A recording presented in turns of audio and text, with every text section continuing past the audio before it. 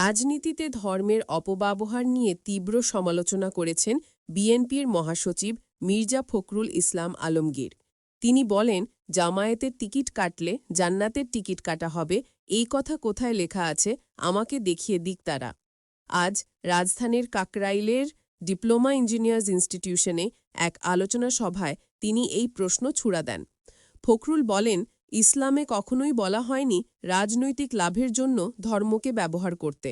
অথচ এখন এসব কথার মাধ্যমে মানুষকে ভুল পথে পরিচালিত করা হচ্ছে, যা দেশের জন্য বড় সমস্যা হয়ে দাঁড়িয়েছে। তিনি অভিযোগ করে বলেন, বিএনপির বিরুদ্ধে ৬০ লাখ মানুষের নামে মিথ্যা মামলা দেওয়া হয়েছে, ২০,০০০ মানুষকে হত্যা করা হয়েছে, প্রায় ১,৭০০ নেতাকে গুম করা হয়েছে। খালেদা জিয়া ৬ বছর কারাগারে ছিলেন, আর তারেক রহমান আজও দেশে ফিরতে পারেননি। তার ভাষায়, এই ত্যাগ সংগ্রামই আমাদের সামনে সুযোগ তৈরি করেছে। এখন প্রয়োজন ঐক্য, যাতে একটি সুষ্ঠু গ্রহণযোগ্য নির্বাচন করে গণতান্ত্রিক সরকার গঠন করা যায়। ফখরুল পিআর পদ্ধতি নিয়েও প্রশ্ন তোলেন। তিনি বলেন, দেশের মানুষ বোঝে সরল ভোট, একজন প্রার্থী একটি মার্কা, কিন্তু গণভোটে ৪টি প্রশ্ন, এতে জনগণ আরও বিভ্রান্ত হবে।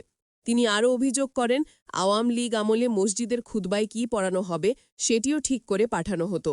ইসলামিক ফাউন্ডেশনে দলীয় লোক বসিয়ে প্রতিষ্ঠানকে নষ্ট করা হয়েছে। এমনকি জাতীয় মসজিদের খতিব বদলেই পালিয়ে যাওয়ার ঘটনা প্রমাণ করে নিয়োগগুলো ছিল রাজনৈতিক।